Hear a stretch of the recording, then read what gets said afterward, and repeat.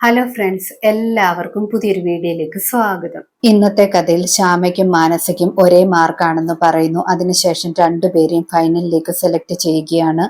ഫൈനലിൽ രണ്ടുപേരെയും മത്സരം കാണാമെന്നൊക്കെ അവതാരിക പറയുന്നുണ്ട്. ആ സമയത്ത് അഖിലിനും ശ്യാമയ്ക്കും ഒരുപാട് സന്തോഷമാകുന്നു.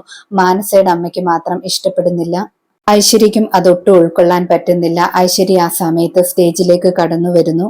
അതിനുശേഷം GK സാറിന്റെ കോളറിൽ പിടിച്ചിട്ട് പറയുകയാണ്, നിങ്ങൾ കള്ളനാണ്, ശ്യാമയുടെ കാമുകനാണ്, നിങ്ങൾ ശ്യാമയ്ക്ക് വേണ്ടി മാർക്ക് കൊടുത്തതാണ്, കള്ളത്തരമാണ് കാണിച്ചതെന്നൊക്കെ പറയുന്നു.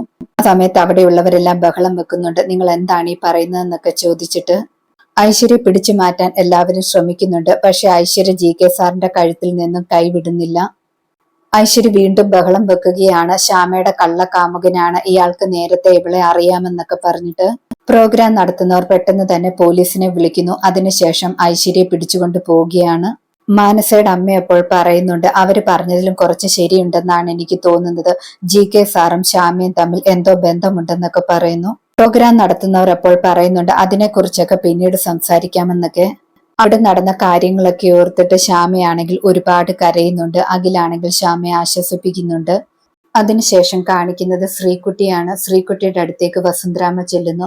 വസുന്ധരാമ ചോദിക്കുന്നുണ്ട്, ശ്രീകുട്ടിക്ക് ഞാൻ വാരി തരട്ടെ എന്നൊക്കെ.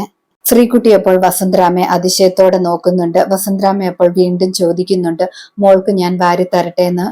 ശ്രീകുട്ടി അപ്പോൾ പറയുന്നുണ്ട്, എന്നെ ആദ്യമായിട്ടാണല്ലോ മോളെന്ന് വിളിക്കുന്നത്, എന്നെ ഇഷ്ടമാണോ എന്നൊക്കെ ചോദിക്കുന്നു. വസുന്ധരാമ അപ്പോൾ പറയുന്നുണ്ട്, മോളെ ഇഷ്ടമാണ്, മോൾ എന്നെ എന്താണ് വിളിക്കുന്നതെന്നൊക്കെ ചോദിക്കുന്നു. ആ സമയത്ത് ശ്രീകുട്ടി പറയുന്നു, മുത്തശ്ശിന്ന് വിളിച്ചോട്ടെ എന്ന്.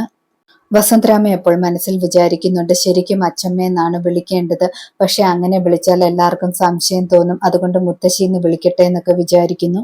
വസുന്ധരാമ അപ്പോൾ മുത്തശ്ശിന്ന് വിളിക്കാനെന്ന് പറയുന്നു. ശ്രീകുട്ടിയാണെങ്കിൽ മുത്തശ്ശിന്ന് വിളിക്കുന്നു.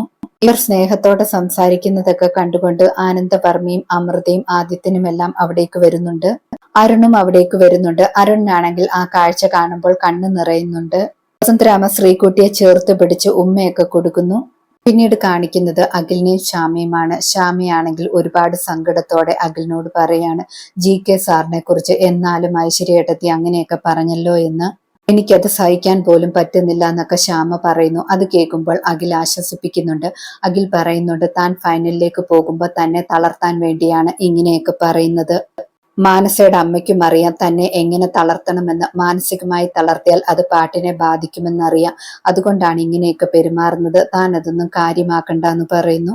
താൻ എല്ലാവരെയും മുന്നിൽ വിജയിച്ച് കാണിക്കുകയാണ് വേണ്ടത്, അതിനുവേണ്ടി മാത്രം താൻ കോൺസെൻട്രേറ്റ് ചെയ്താൽ മതി, വേറെ ഒന്നിനെ പറ്റിയും ചിന്തിക്കണ്ട എന്നൊക്കെ പറയുന്നു.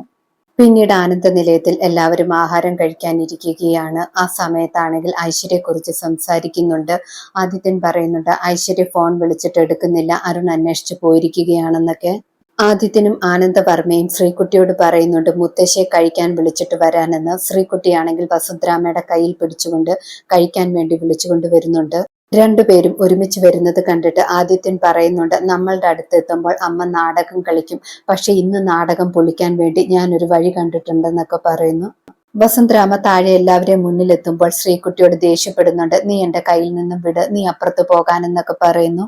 ശ്രീകുട്ടി എപ്പോൾ പറയുന്നുണ്ട്, ഈ മുത്തശ്ശിക്ക് പലപ്പോഴും പല സ്വഭാവമാണല്ലോ, ചിലപ്പോൾ ഭയങ്കര സ്നേഹമായിരിക്കും, ചിലപ്പോഴാണെങ്കിൽ ഇഷ്ടമേ അല്ല എന്നൊക്കെ പറയുന്നു.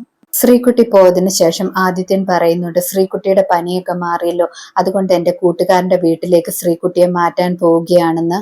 വസുന്ധരാമയ്ക്ക് അത് കേൾക്കുമ്പോൾ ഇഷ്ടപ്പെടുന്നില്ല. വസുന്ധരാമ പറയുന്നുണ്ട്, അന്നേ ഞാൻ പറഞ്ഞതല്ലേ വേണ്ടാന്ന്, പിന്നെ എന്തിനാണ് നീ അതിനെക്കുറിച്ച് സംസാരിക്കുന്നതെന്നൊക്കെ ചോദിക്കുന്നു. ആദിത്യൻ അപ്പോൾ പറയുന്നുണ്ട്, അതൊന്നും പ്രശ്നമല്ല, എന്റെ കൂട്ടുകാരൻ പോലീസുകാരനോട് ഞാൻ സംസാരിച്ചിട്ടുണ്ട്, അയാൾ പ്രശ്നമില്ലെന്നാണ് പറഞ്ഞത്, അതുകൊണ്ട് ഇന്ന് തന്നെ ശ്രീകുട്ടിയെ പറഞ്ഞു വിടാമെന്നൊക്കെ പറയുന്നുണ്ട്. ആനന്ദവർമ്മയും ആദിത്യനെ സപ്പോർട്ട് ചെയ്തു പറയുന്നുണ്ട്, ഇന്ന് തന്നെ കുട്ടിയെ മാറ്റാനെന്നൊക്കെ. വസുന്ധരാമയ്ക്ക് അത് കേൾക്കുമ്പോൾ ദേഷ്യം വരുന്നുണ്ട്. വസുന്ധരാമ പറയുന്നുണ്ട്, കുട്ടിയെ ഇന്ന് ഇവിടെ നിന്നും കൊണ്ടുപോകണ്ട എന്നൊക്കെ. പക്ഷെ അത് ആരും മൈൻഡ് ചെയ്യുന്നില്ല. അതിനുശേഷം ഇപ്പൊ എനിക്ക് ആഹാരം വേണ്ട എന്നൊക്കെ പറഞ്ഞിട്ട് ദേഷ്യപ്പെട്ട് എഴുന്നേറ്റ് പോകുന്നു. വസുന്ധരാമ പോയതിനു ശേഷം അമൃത പറയുന്നുണ്ട്, ഇപ്പൊ അമ്മയ്ക്കാണെങ്കിൽ ശ്രീകുട്ടിയെ പിരിയാൻ പറ്റാത്ത പോലെ ഇഷ്ടമായെന്നൊക്കെ. ആദിത്യനപ്പോൾ പറയുന്നുണ്ട്, അതൊക്കെ നല്ലതാണ്, പക്ഷെ ഇതൊക്കെ ഐശ്വര്യ അറിഞ്ഞാലുള്ള പ്രശ്നം എന്തൊക്കെയാണെന്ന് ആലോചിക്കണം, അതുകൊണ്ട് സൂക്ഷിക്കണമെന്നൊക്കെ പറയുന്നു. അതിനുശേഷം കാണിക്കുന്നത് അരുന്ധതിയും വിസ്മയും ഐശ്വര്യയെ കൂട്ടിയിട്ട് വീട്ടിലേക്ക് വരുന്നു. ഐശ്വര്യയെ അരുന്ധതിയും വിസ്മയും ആശ്വസിപ്പിക്കാനൊക്കെ നോക്കുന്നുണ്ട്. ഐശ്വര്യയ്ക്ക് പക്ഷെ ഒരുപാട് സങ്കടവും ദേഷ്യവും ആകുന്നു. എന്നാലും ഇങ്ങനെയൊക്കെ സംഭവിച്ചല്ലോ, ആ ശ്യാമയാണെങ്കിൽ അതൊക്കെ കണ്ടിട്ട് ചിരിക്കുകയായിരുന്നിരിക്കുമെന്നൊക്കെ പറയുന്നു. സ്റ്റേജിൽ വെച്ച് ഞാൻ എന്തൊക്കെയാണ് ചെയ്തതെന്നും എങ്ങനെയാണ് പെരുമാറിയതെന്നും എനിക്ക് ഓർമ്മ പോലുമില്ല എന്നൊക്കെ പറയുന്നു. ഞാനാണെങ്കിൽ ഒരു സെലിബ്രിറ്റിയാണ്, ഞാൻ ചെയ്തതൊക്കെ ആരെങ്കിലും സോഷ്യൽ മീഡിയയിൽ ഇട്ട് കാണുമോ എന്നൊക്കെ ചോദിക്കുന്നുണ്ട്. വിസ്മയ അപ്പോൾ പറയുന്നുണ്ട് ഇട്ട് കാണത്തില്ല എന്നൊന്നും പറയാൻ പറ്റത്തില്ല എന്നൊക്കെ. ഇന്നത്തെ കഥ ഇതോടെ അവസാനിക്കുന്നു. പുതിയൊരു കഥയുമായി വീണ്ടും കാണാം. താങ്ക്